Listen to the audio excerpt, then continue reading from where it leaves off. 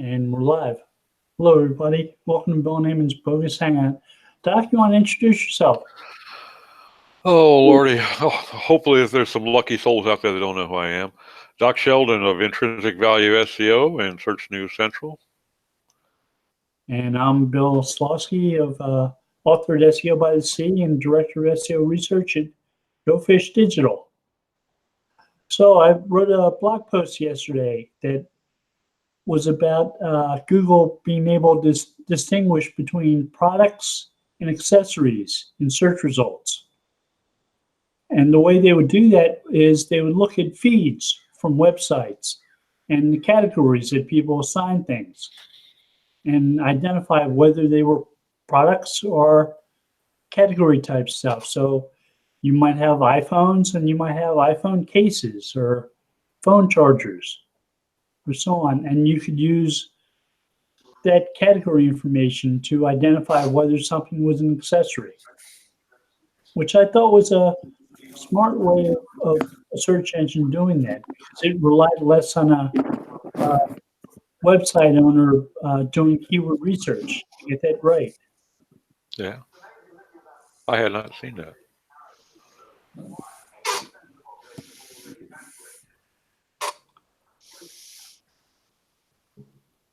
Well, it made me wonder how much they're looking at that type of information. Where they're looking at feeds to understand what's going on the website. Well, the beauty of that, of course, from their standpoint, machine cycle wise, that's the kind of thing that they can determine on a website on their first go through. Upon indexing it or actually upon crawling it, they can decide, okay, these are accessories, obviously. Yeah. And they don't have to revisit it necessarily. It sort of solves the pagination problem too, because you can identify the products on a website based on the feed, and you can make sure that you don't have duplicate pages covering the same products. You can keep some of those out of search results. Unless you're on Shopify.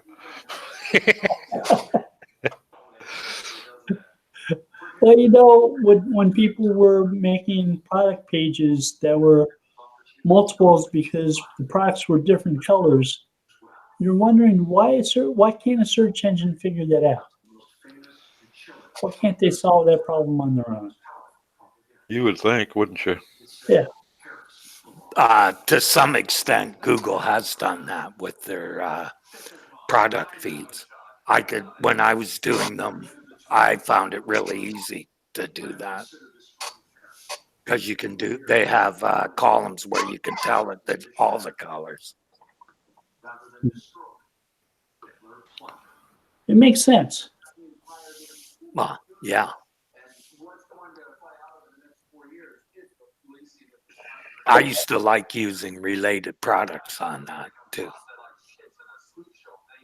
Especially when I first got into search engine optimization, I was doing a musical store, and there were lots of opportunities to do that.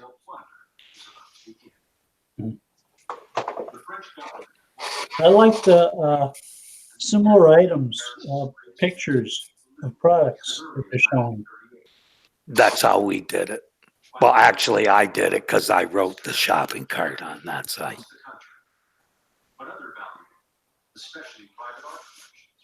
You have like 3D printers for sale. You submit those to Merchant Center and make sure there's images, and they'll show up in search results as similar items. I like stuff like that going on. They're using the Merchant Center, the merchant feed information. Yeah.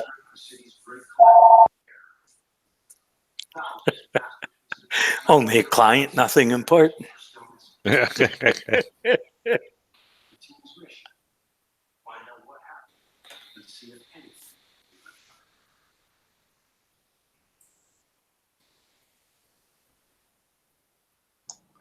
I'm getting a phone call from San Diego. It's like, it's not somebody spoofing an phone number. Right. most likely is. Do not hang up your phone. Whereupon I immediately hang up. Same here. Now telemarketers start and I don't even listen. I just hang off right in the middle of their talking. Yeah. They're rude. I'm going to be rude back. Now there's one scam where they call saying they're Visa security, and they're calling people at 5:30, 6 o'clock in the morning, telling them, "Oh, alert! Your card's being used, and this amount was spent." My favorite call ever was a guy who called and told me he was Microsoft support. And he told me, I need to connect to your computer because you've been hacked. And I said, oh, so you're calling me to hack me? He said, yeah. I said, well, guess what? The phone hangs up too. Bye. Good luck with that. Yeah. So, Bill, have you talked today about the article you wrote yesterday? I guess it would be. We're talking about a little bit. Yeah. I found it very interesting, especially the disambiguation part, or as you say, how they're handling it. Yeah. I think it definitely is using some sort of entity type thing, and possibly using Wikipedia to find some of those disambiguations, right? It didn't provide very much information about how they're doing classification. It just said we can use the category fields in the data store to classify products and accessories. Right, but Wikipedia has a category part thing as well, which I don't know if you remember. I looked at disambiguation when it was, because I had some problematic keywords at the time, Right. and they were using Wikipedia because they were even referring to it in where they're putting. I forget what the exact phrase was, but it was all the ambiguous phrases and meanings for each one coming from Wikipedia. Yeah. So the formatting of Wikipedia is very convenient to a search engine. I think they've been using it for quite a while to do a lot of things. Well, they used to use things like the Open Directory. They used to start focused crawls of the web from there. So we need to get more content on our website about stuff happening in the Pacific Northwest. Yeah, So for me, it's prevalence at the top of the ranking for very tough terms. That tells you that it's a special place for them. Just like you used to see Yahoo and some of the other ODP, etc. Mm-hmm. So who knew that there was a Michael Jackson, Director of Homeland Security in the United States? Google. Google, right, Wikipedia. Yeah. So Google has a patent with Michael Jackson, Director of Homeland Security, and Michael Jackson, the King of Pop, together in the same patent, saying we don't want to mistake one of these guys for the other. So we can disambiguate them from each other. Right. Yeah. And for me, those are like when, how do I say that? You and I have been around so long, we remember when that was a very big thing, and we didn't think they would ever figure that one out. And what's it been, 20 years? Well, it didn't take the search engines too long to figure out that they couldn't keep on going with matching strings of words, that they'd have to get smarter about what they're identifying when people are typing in queries. And Well, I think they saw the limitations in that. That's Yeah, why. I would think that trying to adjust their focus to entities must have been quite an engineering feat. From the way that they used to do things, to actually identify entities and then classify them. That was no small thing to do. I think they were facilitated by the way that the internet started building data set, like places where they could find large amounts of data like that. Oh, sure. So that's just the evolution. That's why, also another problem that they fixed even earlier, which really blew me away, was when they started the parallel indexing, which meant they could index and crawl and put stuff in the results instantaneously. That was new. well, like caffeine. Yeah. Mm-hmm. That to me, when it nobody talked about it when it happened, but I had long conversations with David. We just didn't want to share it with many people. Yeah. So the incremental indexing. Yes, that to me, that was a huge thing. And it changed the way you had to do SEO at the time, which is why Dave and I didn't talk about that much. Basically, we talk about what everyone already knows, not what we discover.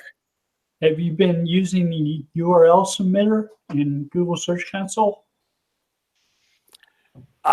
If you update, I got to be honest. Yeah. Since I retired, search has not been at the top of my priority list, Bill. Sorry. I'm just astounded by how quickly content gets indexed when you use that. If you make changes to a page and you submit it using Google Search Console, it's almost instantaneous. Yeah, it can be just minutes. Yeah. So you're doing a fetch, right? Do you do that by Google Bot or? It's no longer called Fetch. That's the old version of Google Search Console. Okay, that's how long it's been since I was in that. Well, it hasn't been too long. But Yeah, I know. Yeah. I was actually thinking about going in there today. Yeah.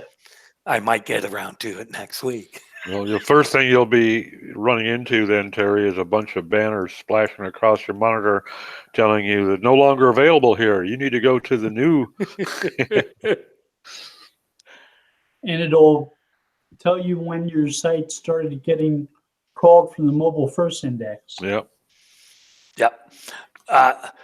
In regards to what your article talked about, I found that also pretty interesting and kind of enlightening as to what is kind of going on out there. I didn't realize that you said there was another Yahoo was using it, or was it Microsoft Bing?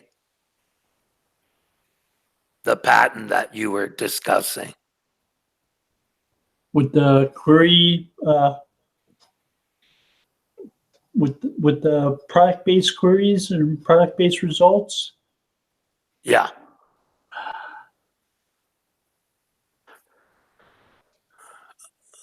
Maybe not. I didn't say in that post. Microsoft. Excuse me. Microsoft, The post is one on how a search engine might interpret ambiguous queries. Oh, okay. The Michael Jackson. Oh, that's from 2010. Yeah. Okay, I see something on Twitter, and I think it was today. I don't know why someone would tweet something from 2000. Because people raise issues. It's like. Well, it is related to some things that have been happening too. This Google search engineer says Google stopped using PageRank in 2006. And it's like, maybe they started using the new version of PageRank that came out in 2006. Here's a link. Or maybe they started using the other version of PageRank that came out in 2006. Here's a link to that one. 2006. What There's happened in there's a trust 2006? Was that caffeine? There was a trust-based seed set patent where Okay. rankings were based on your distance away from one of these trusted sites. Okay. And then there was another PageRank called adaptive PageRank, which got rid of all the iterations and increased the speed of indexing by 30%, which means a lot when you go from a web of 25 million documents to a few trillion. Yeah.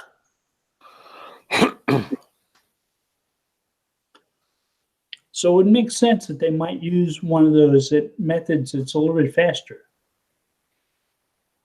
Yeah. But it's hard finding a trusted seed set of sites.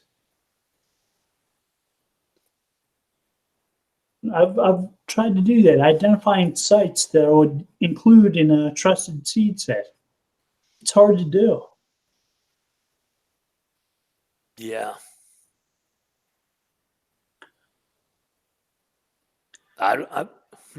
Yeah. In Google's patent for that one, they identified the New York Times and the Google directory as two examples. And the Google directory is long gone. Yeah. I would say you can probably put Wikipedia in that. But it's search-based, isn't it? So it's not really directory-based. So It's distance from links on page. okay, so it would.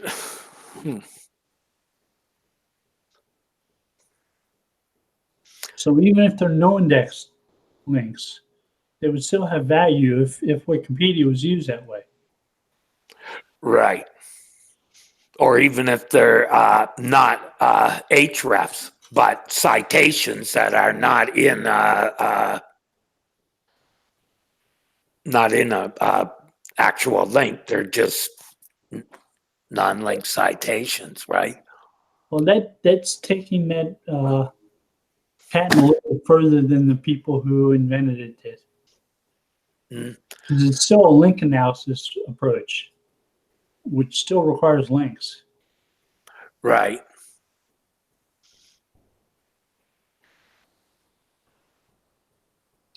I mean, at some point in time, we're going to do away with links completely. But it's probably not today, and it's probably not tomorrow. Well, pretty soon you won't have to leave Google, so there'll be no reason to link to anything. You just go and search for it, and it's all there. That's the way Google sees it happening anyhow. So Microsoft came out with the product-based search and an academic search. In 2007, they were object-level based searches. They weren't based on links. They were based on collecting facts, crawling the web and collecting facts. The academic one was finding paper names and finding the authors and finding locations. Yeah. How often they were cited. Yeah. Back in the day, they the knowledge base at Microsoft was a separate. You could tell it just search that index. You could, without using a site thing. You know what I mean? Yeah. Which at the time I was just starting Microsoft development, so I found that pretty handy. Did you ever run across Probase? That rings a bell. Not in a way related to search, anyways. It was Google. It was Microsoft's version of Freebase. Oh, okay. which is why the base. It had a lot more entities in it. And they developed it and stopped developing it in like 2011. And it didn't touch for a couple of years, and they started using it again.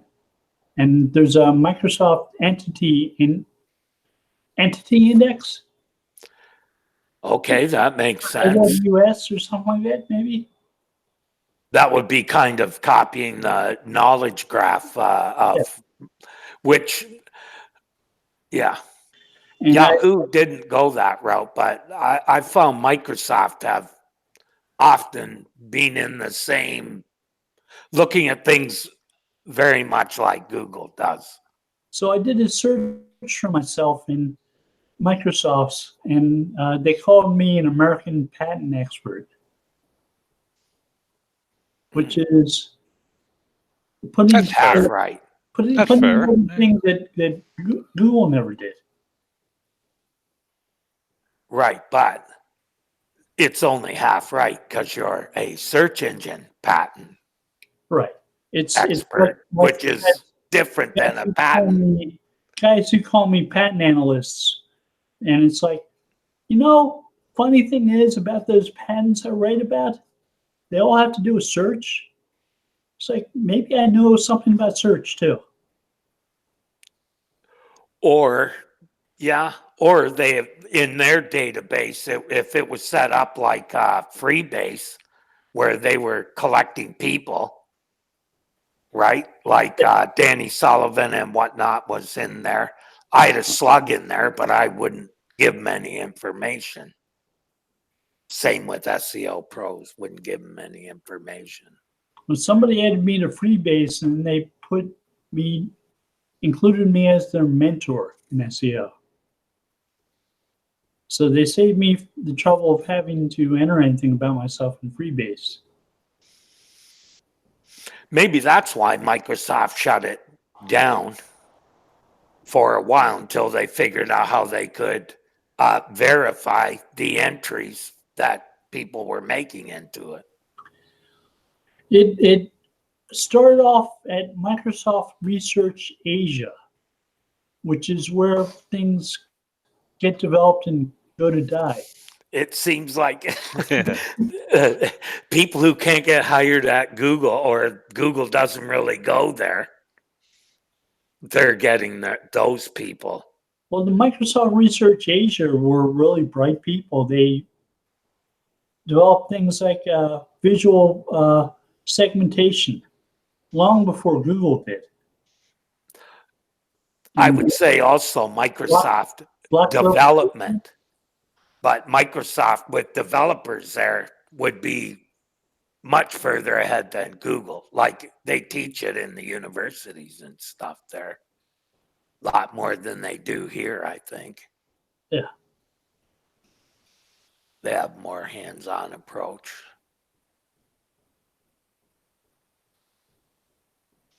They're looking to be outsourced too, not developing applications.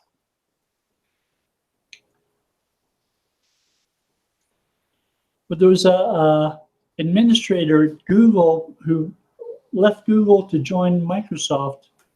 Or no, he started out at Microsoft and left Microsoft to join Google, and then moved to Baidu. I think his name is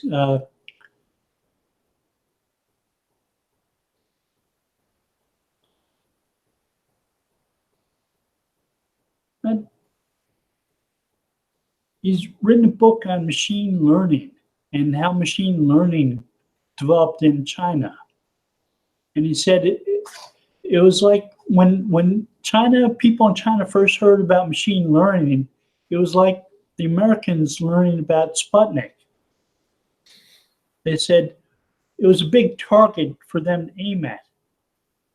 And they've been developing machine learning and artificial intelligence a lot since. They are the leaders in that field, far ahead of Western civilization, and that the biggest companies are in Asia, China specifically. Yeah. companies like Tencent, who huge. Yeah, I was watching a documentary the other day, and that was discussed. So.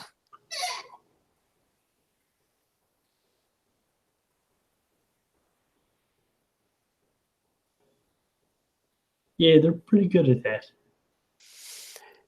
I think they just realized how big it was going to be with robotics and everything, and just were ahead of everyone in that regards.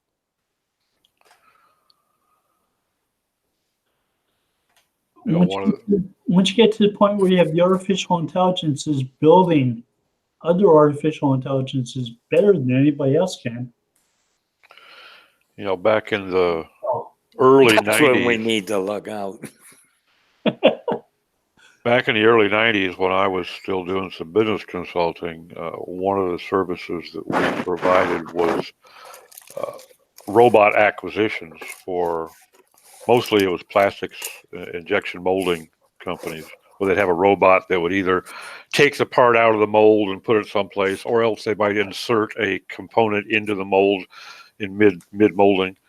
And at that point in time, the robots that were available out of China were just exponentially more sophisticated in terms of programmability.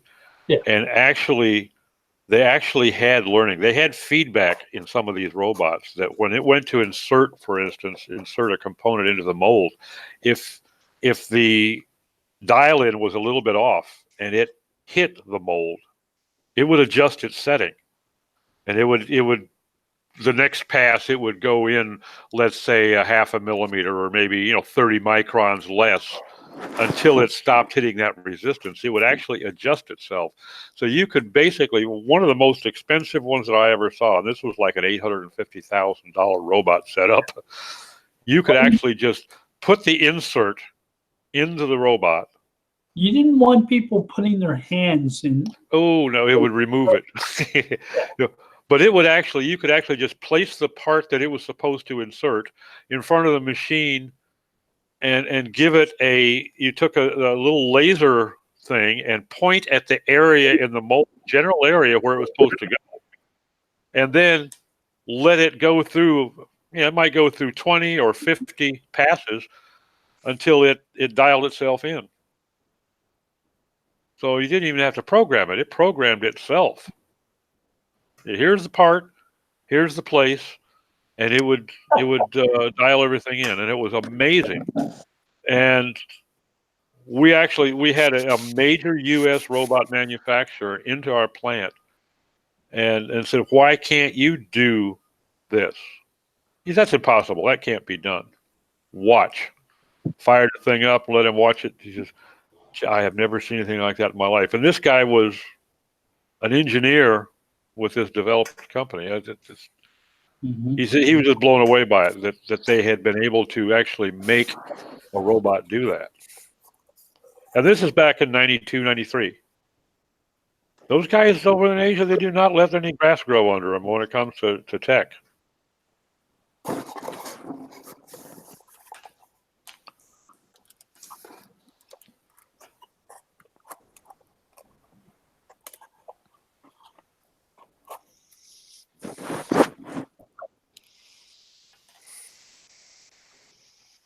It would be interesting, if I suppose maybe a lot of it is visible. I don't know, for folks that work with Baidu, it would be interesting to get an idea of where Baidu's abilities lie as compared to Google's. Might be interesting.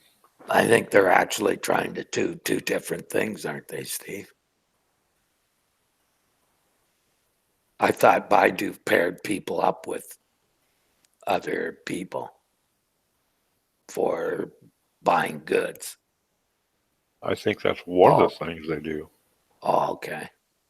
But I mean, basically, they're a search engine. So if you're in China and you're looking for some place to source a particular material, or a manufacturer of something, or a location to go have dinner, presumably Baidu, like you would go to Google, they would go to Baidu.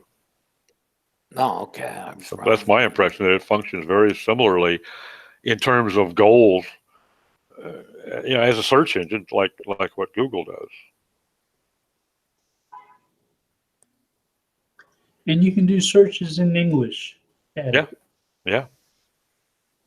Which means you can find some interesting things that you can't necessarily find at Google.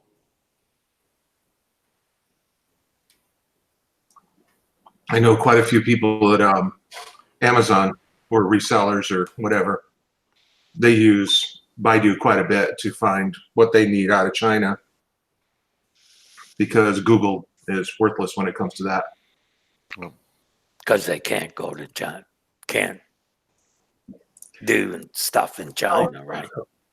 Well, it's not even so much that. I mean, they can still index all the Chinese websites. It's just they're not very good at it because the algorithms that Google has in place tend to suppress the Chinese websites quite a bit because, Baidu doesn't follow the same rules that Google does when it comes to ranking.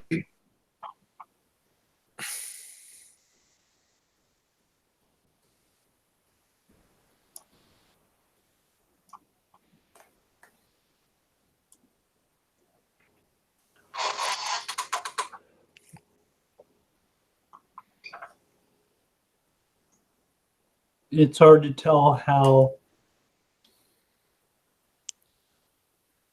a business like Alibaba works with Baidu. What type of relationship is there in terms of what things might be paid inclusion in Baidu search?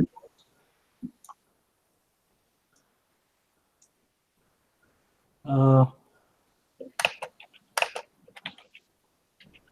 There's supposedly a high percentage of counterfeit goods. Well, some people assume that everything out of China is counterfeit, but And probably not, but enough of it is.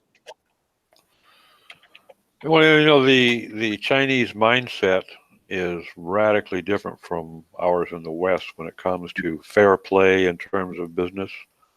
I don't for think instance, so. Oh yeah, it is. For instance, paid inclusion in search results, to them, that's only natural. That's how business is done. Yeah. And There's no breach of a sense of fair play in their mindset because that is just a reality. That if you have the yen to throw at something, then you can make it happen.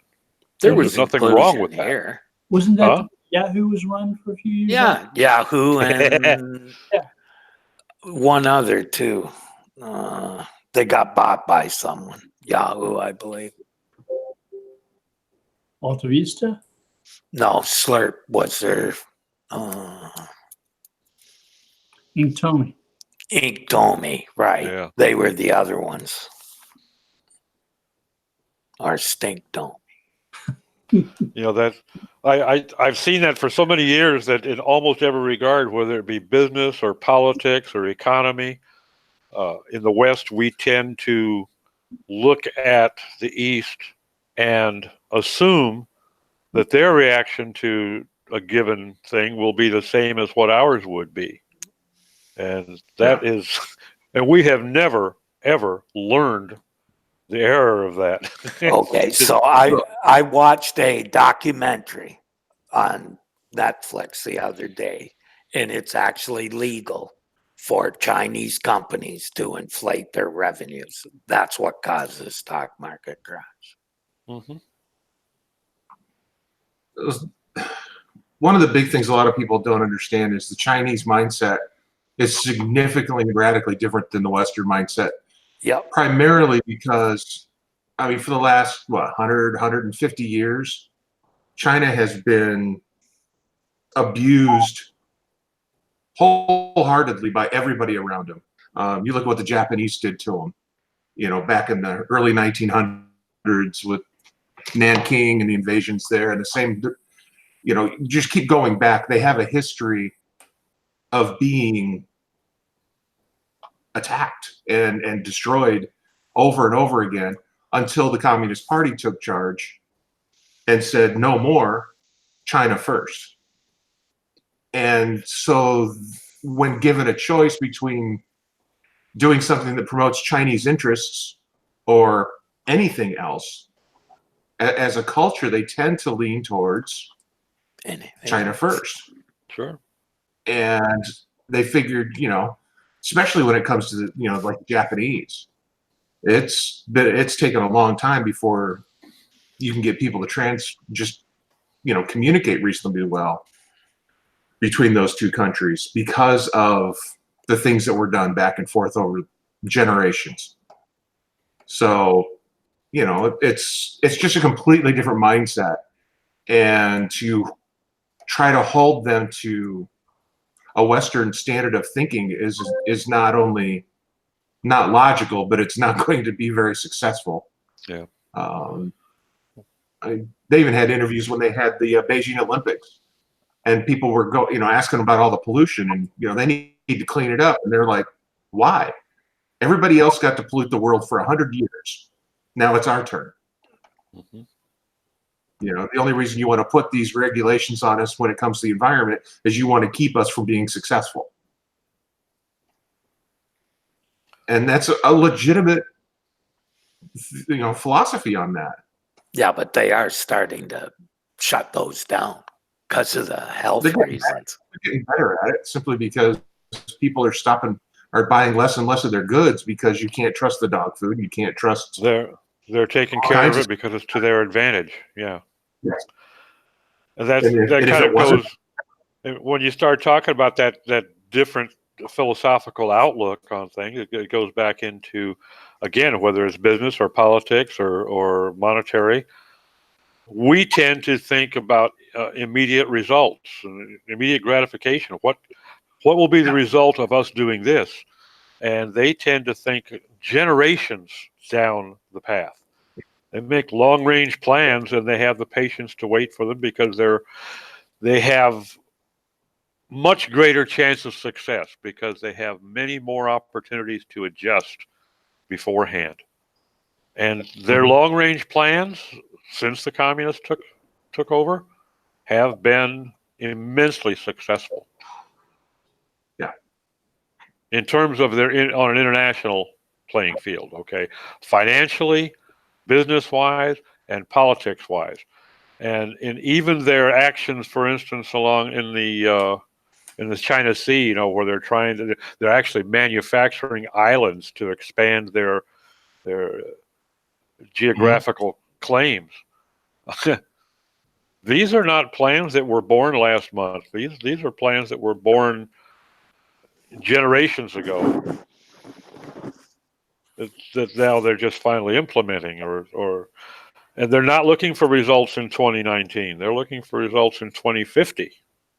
And we don't understand that. We don't adjust our approach to take that into consideration. So we're going to get our ass kicked now and then. Yeah. You know, they didn't support the U.S. economy for so long because they were going to make money at it. They did it so they would become the money.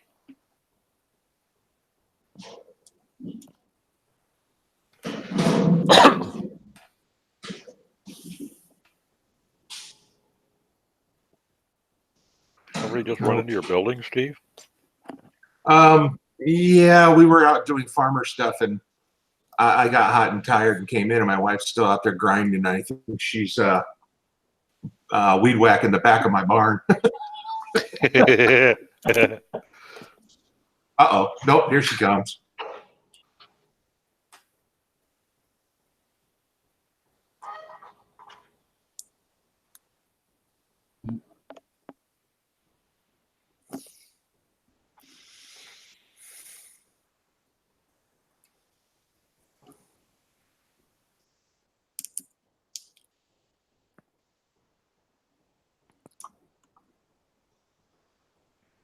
What else has been new this week?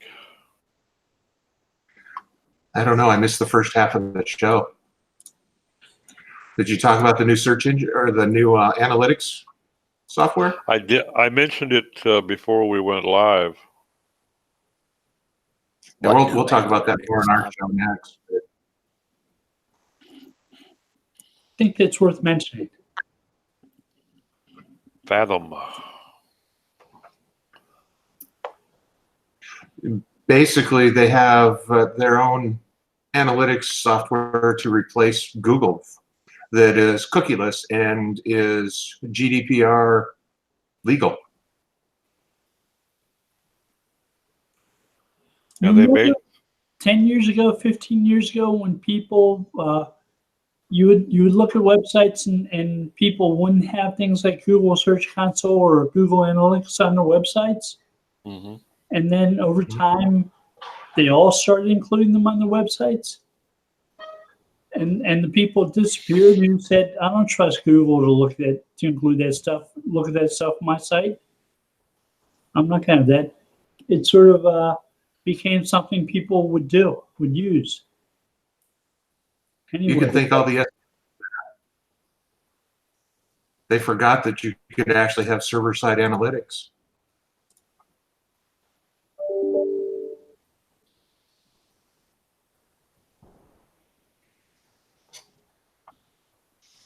yeah, so it's good to see somebody actually getting into that and Yeah. providing some competition. And How it's much? inexpensive. very. What was it, like $14 on a month-to-month or $140 Something like- annual? Which is very reasonable. And they actually, there's an open source free version too, isn't there? Yeah, on GitHub. Very limiting, but Yeah, if you want to roll your own, at least it's a Yeah. starting point. it's interesting like though. And I thought they took a nice, innovative approach to it too.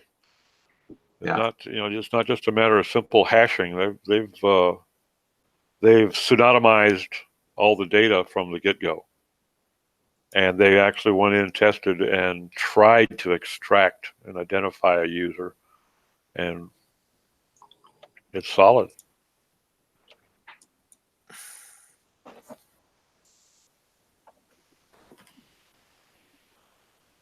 So it doesn't use cookies.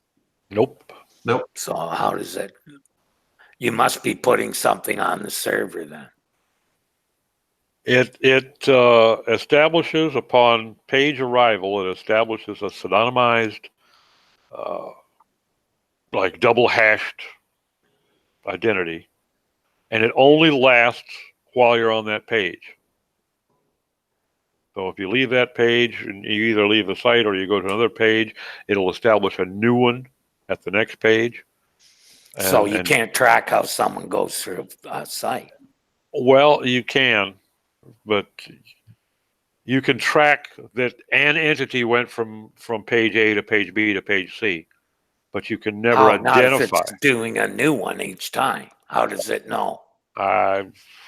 You're Can't do asking that wrong. if it's anonymized.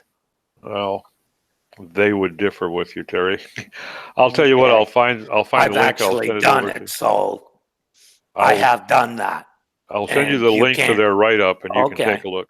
It's over my head. These guys are more code monkey than I by a far cry, but I'll send you the link. I'll just have to dig it out of my history. I did that twice on sites, and it's not easy job. Well, I can certainly go with the not easy part, because just reading the article I found to be It's really easy to strenuous. do it. It's easy to do it. It's really hard to maintain state. And the way I don't see how they can maintain state from page to page. Well, I first of don't all, they're not understand. using Microsoft. I wasn't either. I can program in both, Steve. A shot across the bow if I ever saw one. Good shot, Steve. Wow, hell. Hey, bitch, man. That's a broadside, eh?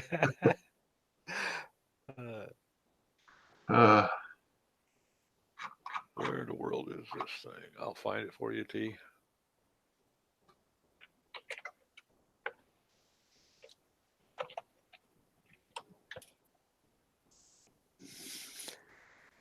Easy to count page views. little different when you're trying to maintain state, especially without cookies.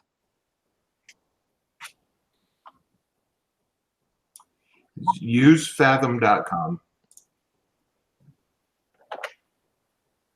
There you go.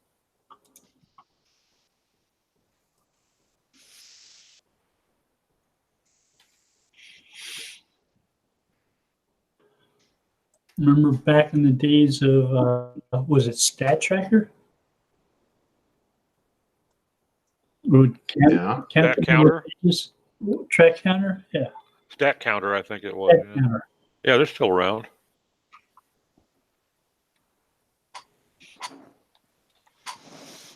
I mean,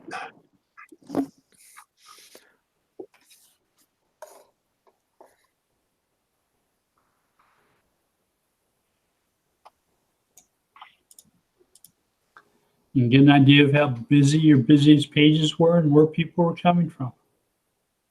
Not too much more.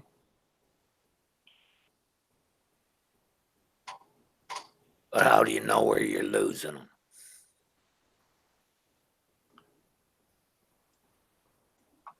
Which would be the most important thing if something wasn't converting. Knowing their path and where you lost them would be. But at that, when I'm just being devil's advocate here. Yeah. Google doesn't even do that very well. So, I've never really, because half the time they can't tell you what page they landed on.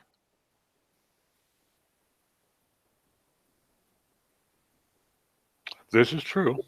In the funnels, when you look at the conversion funnels, it says, they landed on the site somewhere. We don't know where, which makes a wonder.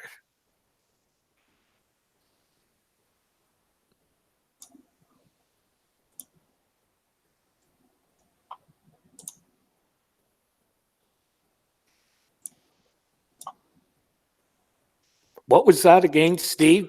Fathom? Use as in Use. uscfathom.com. Oh, okay. That's why it didn't. My hearing's not too good. Fathom. I'm just happy to see somebody actually getting back into the analytics game. It would be nice to have some alternatives.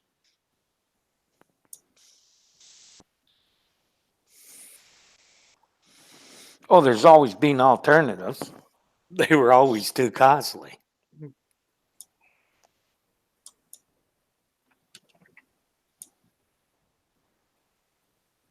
this one is really reasonable.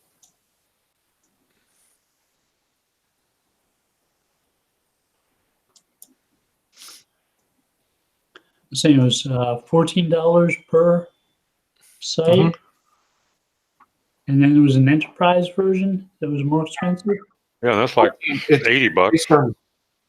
It's based on page views, but unlimited sites. Notice where they tell you to put it in. Tell you to put it in the folder, in the footer. So you get real page views. Mhm. Yeah. It's 100,000 page views per month, or 1 million or 10 million.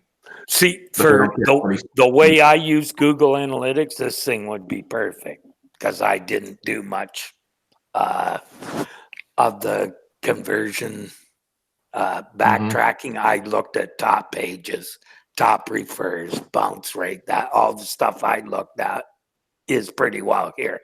And time on page, which is one that I think is important.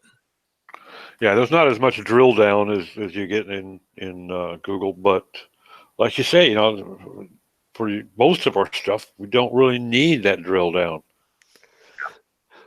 Or it isn't useful when you do want to use it. That It's too. not very useful. Yeah. No, this No. looks pretty good. Even the free version, if it just gave me the top entry and exit pages, right? I'd be happy. That's all I mainly looked at. Because they're showing you, because those pages, On the last couple of sites I worked on, which weren't really large sites, the top pages comprise 60% of the traffic. Even though we had coverage well down the, we had all the keywords pretty well covered. But it shows you those top entry pages are very exit page, entry and exit.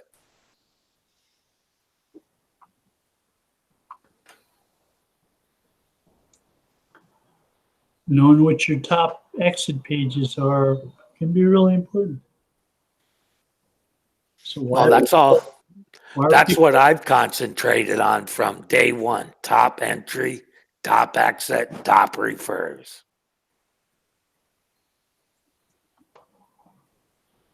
So that tells you where you're probably ranking and how good those rankings are in conversions.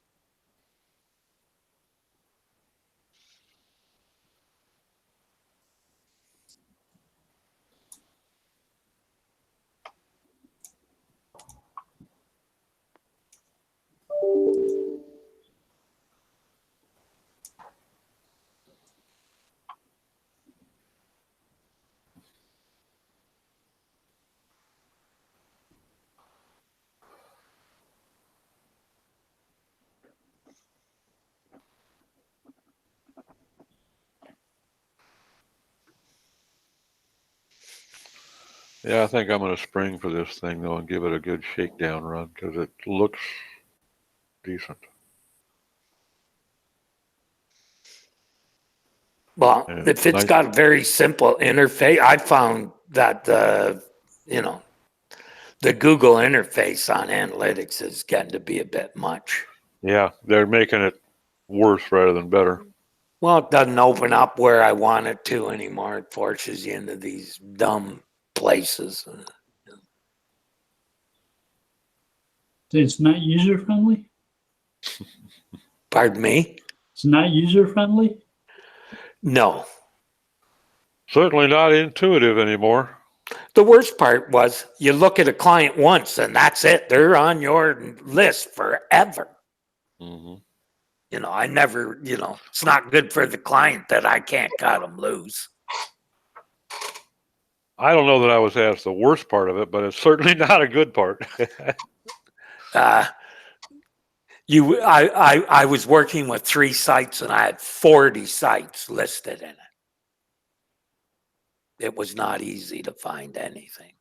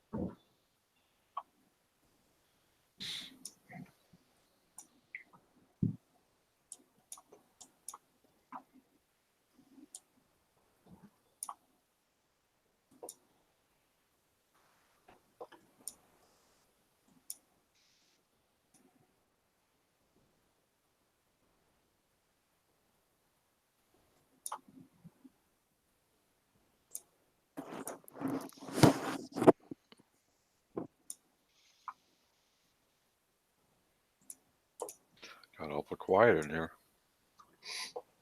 Don't everybody Sorry. talk at once.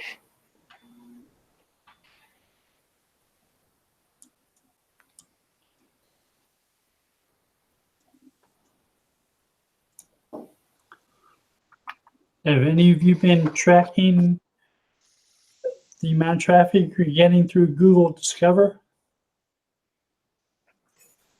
No. Not I. No? Nope.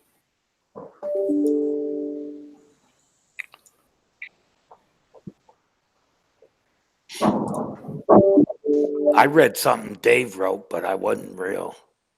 Wasn't something that I saw as something that I would jump at doing or trying to make happen. Felt like it was for a very select number of sites.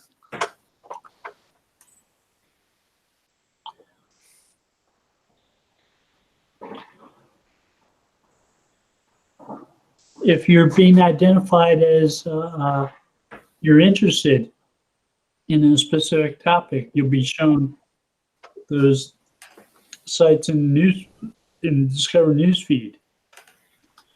So you're not necessarily optimizing them for specific keywords.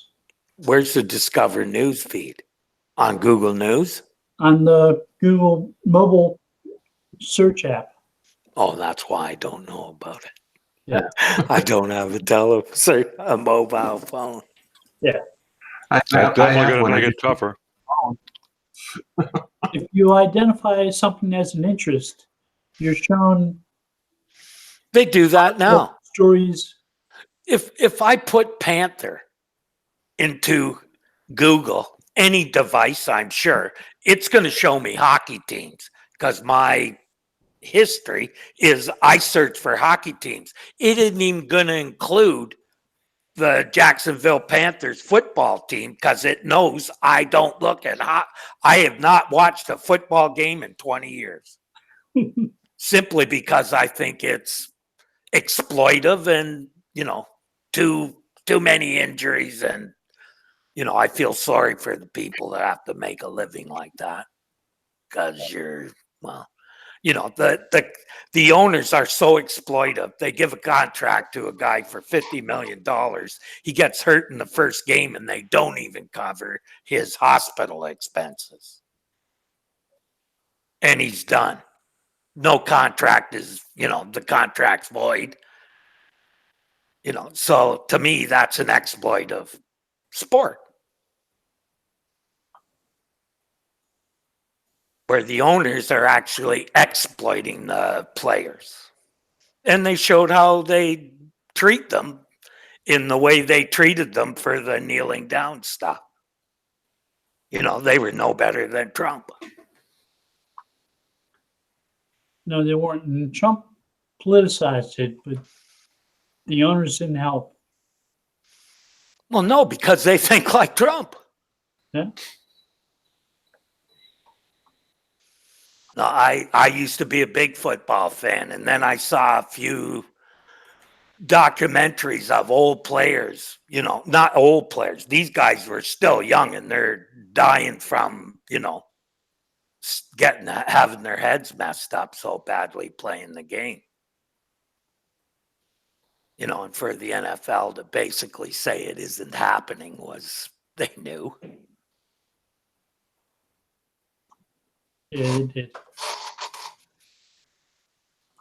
Anyhow, sorry about that. I'm a big sports fan, and that really bothers me, that stuff.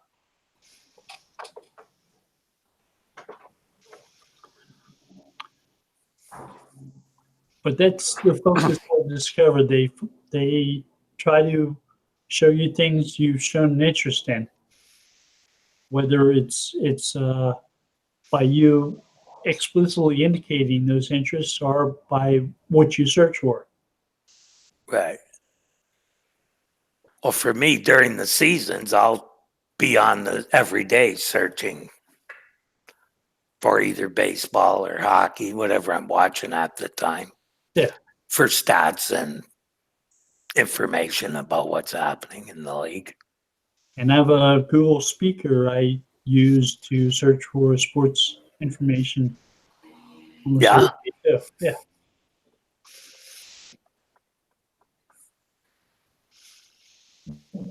And that's really convenient.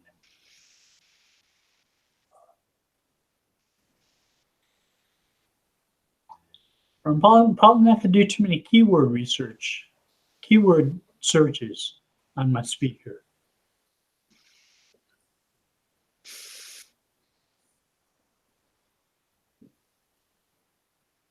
I've resisted getting one of those so far. Tempting just because I like new toys, but Too many ears around here as it is without adding another 50 million to it.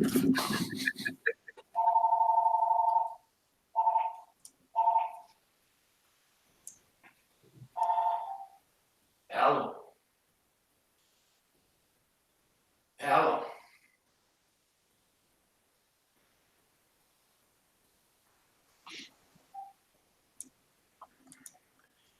We're at the top of the hour, guys. I think that's it for a show for today. Thank you, everybody, for joining us. Bye, all. Later.